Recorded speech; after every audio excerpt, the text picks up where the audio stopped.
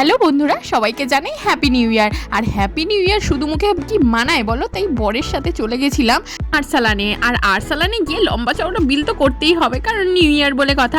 আর গিয়েই প্রথমে অর্ডার দিয়ে দিয়েছিলাম আরসালান স্পেশাল মালাই কাবাব, সঙ্গে আমাদের কমপ্লিমেন্টারি হিসাবে দিয়েছিল একটা গ্রিন ডিপ। আর মালাই কাবাব আর টিক্কা কাবাব দুটো এত নরম ছিল যে ফটাফট শেষ হয়ে গেল। তারপরে শেষ হতে না হতেই চলে এসছে মাটন বিরিয়ানি। আর আরসালানে যাবো অথচ মাটন বিরিয়ানি খাবো না, এটা তো হতেই পারে না। আর আমরা সবাই জানি বিরিয়ানির সাথে চাপ হচ্ছে কমন আইটেম, কিন্তু কমন থেকে বেরিয়ে একটু হাটকে করার জন্য নিয়েছিলাম আচারি চিকেন টিক্কা মাটার মশালা। এত কিছু লোডটা যাতে পেট ভালো করে নিতে পারে তার জন্য নিয়েছিলাম রায়তা। মাটন বিরিয়ানি খেয়ে তো আমার পুরো দিল খুশ খুশ হয়ে গেল।